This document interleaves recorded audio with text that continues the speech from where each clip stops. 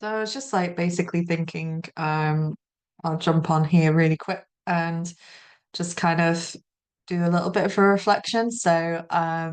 Basically, I really noticed over the past few weeks, I've not been feeling great. I had pericarditis. I don't know, you know what that means, but I didn't. So basically, I've had like a virus and it's inflamed my heart. So I've been in a little bit of pain, feeling quite tired, sluggish, whatever, blah, blah, blah. Enough about me. But basically, what I really noticed about that and what I was really grateful for was being able to give myself some time to rest, but also just like how difficult that was. So even though I'm a CBT therapist and I always talk about like making sure that you take care of yourself and make sure that you take time out for you and, rest isn't an optional, it's mandatory and all that kind of stuff. So like, oh, how the mighty have fallen as soon as you start to get ill. And yeah, as a therapist, I just want to highlight I had the exact same thoughts. Not the exact same thoughts, but I have thoughts of doubt as well. So I just thought it might be a little bit of fun to kind of talk you through what that experience was like. So when I say that, like, if this is the situation, I'm sick, like literally sick, went to A&E, got told that I need to rest and take medication and, not move around much. And like literally I couldn't cheat it. Like it literally hurt. I physically felt ill. I couldn't do it.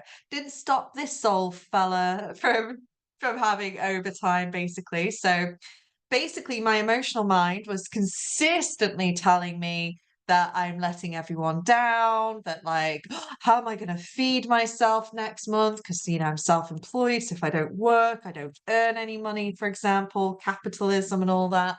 My emotional mind was saying that like, your clients will be really mad at you because I've recently come back off holiday. People will think that you're lying. People will think that like, oh, well, you could have done X, Y, Z. And because I saw a couple of people while I was off sick, for example, I had a client that was like literally it was our final appointment and she was moving abroad. So I was like, of course, I'm going to see if I can see her. Oh, and then my brain was going like, so why are you choosing that one and you're not choosing somebody else? Someone else might need you more than that client. That client doesn't need you. That's just nice to see you and all this kind of stuff. So my emotional thoughts were just going like a million miles an hour. And my reasonable or logical mind was being really cold, hard facts. Why on earth are you saying this to yourself? It would say, like, you literally can't get out of your chair. Like, it literally hurts to breathe. You are literally having to sleep sitting up. Why do you think that you can get yourself to teach yoga or to go to the office and do a full day's work and so on and so forth? Then emotional mind's going like, oh, maybe I could do blah, blah, blah. And logical mind was going like, no, you can't stop it. Why are you behaving like this? So, um, what happened next is essentially like when we start using things like our wise mind is applying the logical brain to our emotional brain and our emotional brain to our logical brain. So I think like basically when the cold hard facts were being, those truth bombs were being directed towards my emotional brain, it didn't help. Like, like, yes, all of those things are true, but it doesn't help. We all know what's good for us. We all know that we need to stop doing this or start doing that. But why doesn't it work? And essentially, it doesn't work because we don't have wise mind guiding us. It's still this kind of opposite sides of the spectrum, emotional mind and reasonable mind, or I like to call it logical brain or logical mind. I think it rolls off the tongue nicer for me. So yeah, so wise mind is essentially going like, I get the emotional side. So it's saying like, I get that your work is really important to you and that you don't want to let people down and that you are worried about all of these things that might be going on this week, but you're not well. And we need to rest and we can't pour from an empty cup. I use that my own weapon against me. Um, we need to slow down because this could have been serious. And to quote myself all over again, if we don't make time for wellness, we're forced to take time for illness. And here you are being forced to take time for illness, and it's uncomfortable. Of course, it's uncomfortable. So, why don't we acknowledge that? We're doing the best that we can. We're going to take the advice and take a couple of weeks to recuperate, be on light duties, stick your feet up, watch some rubbish TV, play some Sims, um, take your medication and let yourself heal. So I returned to the office today. I didn't teach yoga in the morning. So again, my brain's going, well, if you can go to the office and see clients all day, why can't you teach yoga? Because it still hurts to breathe. Why is my going like, yes, we can acknowledge that these are two very different tasks, even though they both feel very, very important right now. It's not to say that one's more important than the other. One feels more attainable at the moment. And I've only got limited resources, so I'm choosing to spend those resources on this. And basically, cultivating our wise mind is such a skill that, I still have to work on from time to time. So this is a DBT skill. Um, and I still have to work on this myself sometimes because, emotional mind will want to pop off like it is automatic. I've got no control over it. It feels like it just wants to say something controversial or nasty or, demanding or guilt inducing.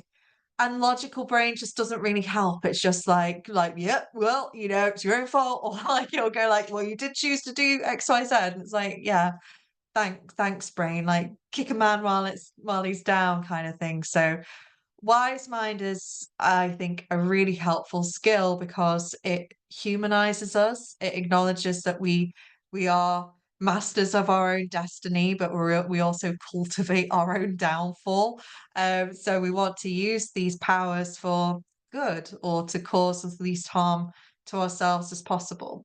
So if I'd have let emotional mind win, I would have been dragging myself into the office every day for the past couple of weeks. I would have been overworked and overwhelmed. I would have been in significant pain, and I don't know if I would have been as recovered as I am today. And if I just listened to logical brain, maybe I would be too frightened to come back to work today because, ooh, like, you're still not 100%. And it's like, that whether that's a mistake or not, I'm not sure. But either way, wise mind helps me to say, like, well, if that was a mistake and I'm not actually feeling better, take more time off, slow down, because I've got the rest of my life to work and, I've got other days and times that I can see my clients and I've got other resources available to me. So if someone was desperate to speak to me, that they can see one of my colleagues or something like that. Not ideal, but it's a solution. And we've got to start to think about like, if I did drop down dead, if that was a heart attack, would I still have expected the same standards from myself? Maybe, maybe not. I don't know because that's pure speculation.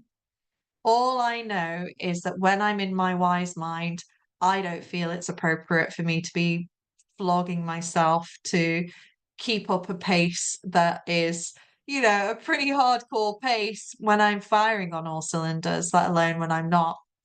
So I wanted to just kind of share that with you guys today, because I think it's really important to remember how human we are, and that even your therapist that has all of these skills and all of this knowledge is still human too. I still have these same thoughts. The only difference between perhaps you and I is how we deal with that. So even though my automatic thought might be quite demanding or challenging or punishing or guilt inducing, um, and the logical brain might be very cold and hard and, kicks me in the teeth. Um, my wise mind is really kind and it's supportive and it's guiding and it's got my best interest at heart. It doesn't always get it right, but I forgive it. And I didn't always have this voice. It wasn't always like this. So I feel that like as we start to go through our therapy journey, it's important to realize that yes, your therapist is a human being as well, that we're perfectly imperfect. But likewise, that like we will have gone through something like this ourselves, most likely. Like we don't need to have had the exact same experiences to be able to teach these skills.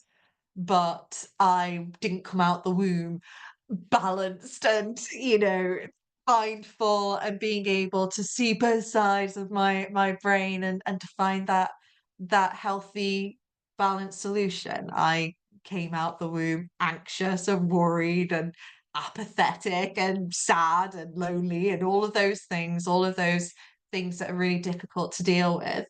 Um, and this is a result of how these skills work. So I hope this was helpful for someone. Even if it wasn't helpful for you, it was helpful for me. So thank you for coming to my TED Talk.